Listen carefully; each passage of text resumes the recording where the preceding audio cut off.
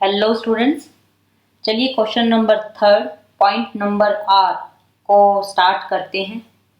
Question क्या कहता है? You have been hired as a consultant by a company. Company ने आपको हायर किया है। आपकी पोस्ट, आपका काम क्या है? कंसल्टेंट, दैट मीन्स एडवाइस देने का।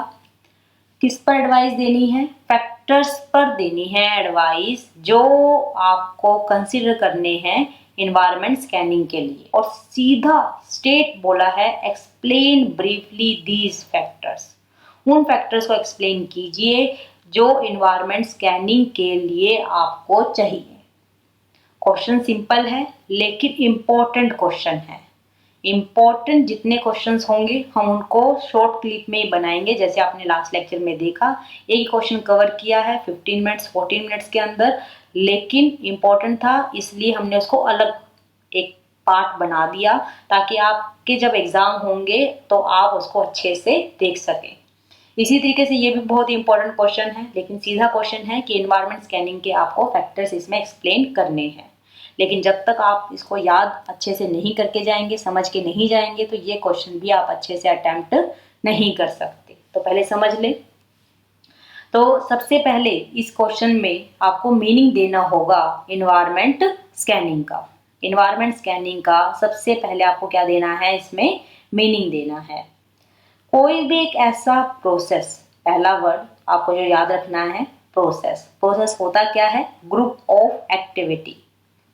ग्रुप ऑफ एक्टिविटी को हम क्या कहते हैं? प्रोसेस कहते हैं। बाय विच कोई भी ऑर्गेनाइजेशन अपने इन्वायरमेंट को मॉनिटर कर सके। कोई भी ऑर्गेनाइजेशन अपने इन्वायरमेंट को क्या कर सके? मॉनिटर कर सके। क्यों करें हम ये मॉनिटर? क्यों स्कैन करें?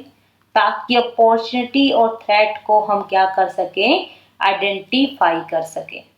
कोई भी ऐसा प्रोसेस जिसके द्वारा कोई भी ऑर्गेनाइजेशन अपने इन्वायरमेंट को मॉनिटर कर सके ताकि वो अपनी अपॉर्चुनिटी और थ्रेट को आइडेंटिफाई कर ले, उसे वो कहते हैं इन्वायरमेंट स्कैनिंग। एक बार दोबारा से, environment scanning is a process by which an organization monitor its environment to identify opportunities and threats। तो ये डेफिनेशन आपको यहाँ पर लिखनी है। टेंशन नहीं लो, पहले समझते जाओ एंड देन फिर नोटिंग से भी दिखा दूंगी आपको बहुत अच्छे से समझ में आएगा। क्या यहाँ आपको मीनिंग क्लियर हुआ? एक बार दोबारा से बोल दूं क्योंकि इंपॉर्टेंट टॉपिक है। कोई भी ऐसा प्रोसेस जिसके द्वारा कोई भी ऑर्गेनाइजेशन अपने इन्वायरमेंट को मॉनिटर कर सके ताकि वो अपनी अपॉर्चुनिटी और थ्रेट को आइडेंटिफाई कर ले, उसे वो कहते हैं इन्वायरमेंट स्कैनिंग।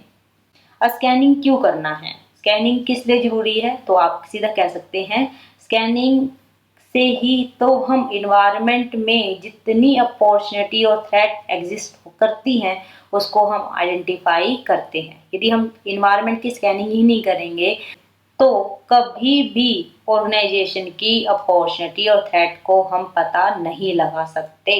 इसलिए स्कैनिंग मस्ट है to identify the opportunity and the threats which influence the organisation success.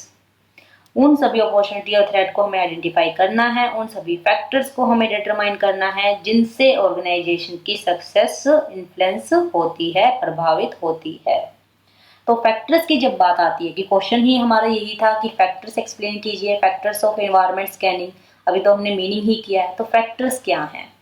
Factors of environment scanning as पर आईसीआई स्टडी मटेरियल में आईसीआई के अकॉर्डिंग 4 फैक्टर्स दिए गए हैं। हमें भी अपने एग्जाम में इन्हीं 4 फैक्टर्स को लिख के आना है, ना ज़्यादा ना कम। पहला फैक्टर का नाम है that is event, second factor का नाम है ट्रेंड, थर्ड फैक्टर का नाम है इश्यूज और लास्ट फैक्टर है आपका दैट इज एक्सपेक्टेशंस। अब इसमें आप क्या लिखेंगे?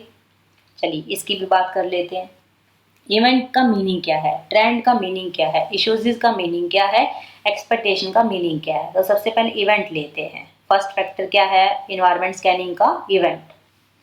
इवेंट आपका होता क्या है? मीनिंग क्या है? ऑर्गेनाइजेशन में जब भी हम इन्वायरमेंट को समझते हैं तो इन्वायरमेंट को समझने के लिए हमेशा उसकी दो क्लासिफिकेशन करते हैं, एक इंटरनल इन्वायरमेंट से और एक करते हैं हम एक्सटर्नल इन्वायरमेंट से। यहाँ तक तो बात क्लियर है। उसमें वो सभी इम्पोर्टेंट एंड स्पेसिफिक हैपनिंग्स जिसको आप ट्रैक कर सको, ट्रेस कर सको, ऑब्जर्व कर सको, उसको कहते हैं event.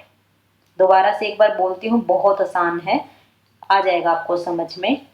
Events are the important और specific happenings in the internal and external environment of the organization which can be traced, observed or tracked, that is called the event। बात क्लियर हुई, समझ में आया? ऑर्गेनाइजेशन में इंटरनल और external environment के अंदर जो भी इम्पोर्टेंट एंड स्पेसिफिक हैपनिंग, सभी हैपनिंग्स नहीं लेनी है, केवल इम्पोर्टेंट एंड स्पेसिफिक हैपनिंग्स लेनी है जिसको आप ट्रैक कर सको, ट्रेस कर सको, उसको कहते हैं इवेंट। आई होप आपको ये क्लियर हुआ है।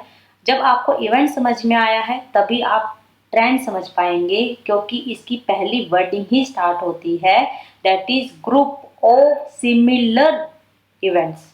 तो टेक्निकल वर्ड है थोड़ा, आपको याद पेपर के लिए करके जाना होगा। सबसे पहली लाइन आपको याद रखनी है ट्रेंड में, ग्रुप ऑफ सिमिलर इवेंट्स। हालांकि ट्रेंड जो वर्ड है हमारे लिए बहुत नया नहीं है, कहीं ना कहीं हमने अदर सब्जेक्ट्स में इस ट्रेंड को पहले पढ़ाया भी है और आपने पढ़ा भी है। फाइनेंशियल मैनेजमेंट की बुक को ले लो, रेशो ले लो, तो कहीं ना कहीं हमने ट्रेंड सुना ही है। यहाँ आपको याद रखने के लिए सबसे पहला वर्ड जो याद रखना है, ग्रुप ऑफ सिमिलर इवेंट्स, ये याद रखना है।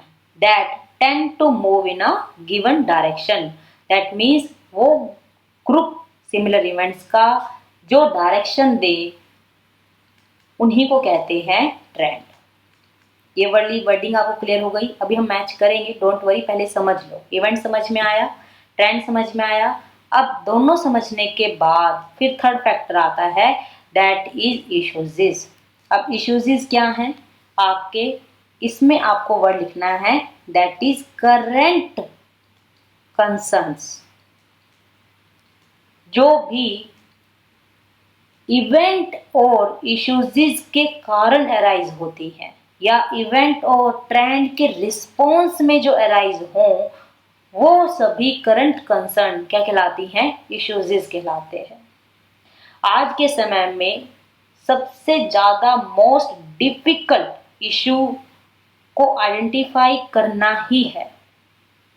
That means identifying N emerging issue is the most important and difficult task। Last रहता है एक्सपेक्टेशन। एक्सपेक्टेशंस भी हमने कहीं ना कहीं अपनी लाइफ में वर्ड सुना है, लेकिन यहाँ पर एज यूजुअल कि हमेशा वर्डिंग कुछ अलग ही होगी जो हमें पेपर के लिए करके जानी है। वो आपको ऐसे लिखनी है, एक्सपेक्टेशंस वो डिमांड है जो इंटरेस्टेड ग्रुप के द्वारा की जाती है। बस सिंपल यही लिखना है, expectations are the demand which is made by interested groups। ठीक है, which is made by interested groups। तो ये आपको पूरा टॉपिक इस तरीके से लिख के आना है। पहले इन्वायरमेंट स्कैनिंग का मीनिंग जैसे मैंने आपको दिया, एंड देन फिर फैक्टर्स लिखेंगे। फैक्टर्स में हर एक जो फैक्टर है, event, trend, issues and expectation, चारों के मीनिंग भी देंगे। साथ में बीच में एक लाइन लिख सकते हैं कि स्कैनिंग क्यों इम्पोर्टेंट है हमारे ऑर्गेनाइजेशन में। तो ये आपको पेपर में लिख के आना है। अब नोटिंग के साथ मैच कर लेते हैं और साथ में प्रैक्टिस मैनुअल को भी देख लेते हैं, क्या उसमें वर्डिंग हमारी नोटिंग से और जो मैंने आपको अभी समझाया है सब आपस में मैच होते हैं या नहीं होते हैं। जिनके पास भी नोटिंग है वो पेज नंबर 98 पर देखें, और जिनके पास नोटिंग नहीं है वो या तो लेक्चर को अच्छे से देख लें, नहीं तो ICI की बोर्ड ऑफ स्टडी की वेबसाइट पर जाकर अपने प्रैक्टिस मैनुअल को डाउनलोड कर लीजिए, जो आपको आसानी से हर तरीके से मिलेगा, क्योंकि हमारे सभी क्वेश्चन वहीं से लिए गए हैं। तो मैच भी करते हैं और क्वेश्चन को भी देख लेते हैं। पहले तो देखो, नोटिंग में पूरा डिट्टो क्वेश्चन हमने लिया है। You have been hired as a consultant by a company to advise it on factors it need to consider for environment scanning, explain briefly these factors. तो क्या कहा था, एनवायरनमेंट स्कैनिंग का मीनिंग देना है। क्या बोला था कि एक प्रोसेस है जिसके द्वारा by which organisation monitor the environment to identify opportunity and threat. तो ये रहा आपका मीनिंग की कहानी, जो आपको पेपर में लिख के आनी है। नेक्स्ट वर्डिंग की स्कैनिंग बहुत इंपॉर्टेंट है। क्यों है? To identify threats and opportunity which is existing in the environment. तो साथ साथ में देख ही लीजिए कि क्या हमारी नोटिंग में मैच होता है या नहीं, बल्कि प्रैक्टिस मैनुअल में इसका एनवायरनमेंट स्कैनिंग का तो मीनिंग ही नहीं दे रखा है, तो हमारी नोटिंग में एक्स्ट्रा है। यहाँ वर्डिंग किससे स्टार्ट हुई कि एनवायरनमेंट को स्कैन करना जरूरी है। क्यों जरूरी है? To forecast of factors that will influence the organisation success. तो क्या ये वर्डिंग है? बिल्कुल देखिए, थर्ड जो पॉइंट है, बुलेट पॉइंट, वहां से ये टॉपिक आपका मेनली स्टार्ट हुआ है आपके प्रैक्टिस मैनुअल में। Scanning is done to determine the forecast of factors which influence the organisation success. तो लाइन मिल गई आपको। ये फैक्टर्स कौन से हैं आपके? 4 फैक्टर्स। पहला event, second trends, third issues, fourth है एक्सपेक्टेशंस। अब लाइन टू लाइन हम मैच कर लेते हैं एक बारी, क्या हमारी पूरी नोटिंग से ये 100% मैच होता है या नहीं। इवेंट्स क्या बोला था कि वो सभी इंपॉर्टेंट एंड स्पेसिफिक हैपनिंग्स, कहाँ? इंटरनल और एक्सटर्नल इन्वायरमेंट में, जो ऑब्जर्व की जा सके, ट्रैक की जाए, ट्रेस की जा सके। तो लाइन देखिए, events are important specific happenings, important and specific happenings in the internal or external organization environment, in the internal or external environment of the organization, which can be observed or tracked, which can be observed and tracked। Ditto एक एक word आपका match होता है noting के साथ। Trend में देखिए क्या बोला था, ग्रुपिंग ऑफ सिमिलर इवेंट्स। तो क्या लाइन है, ग्रुप ऑफ या grouping of similar events that tend to move in a given direction. देखिए, that tend to move in a given direction. तो लाइन तो समझ में आ गई अच्छे से। थर्ड इश्यूज, इश्यूज में क्या लाइन है, current concern, technical word, current concerns that arise in response to events and trends.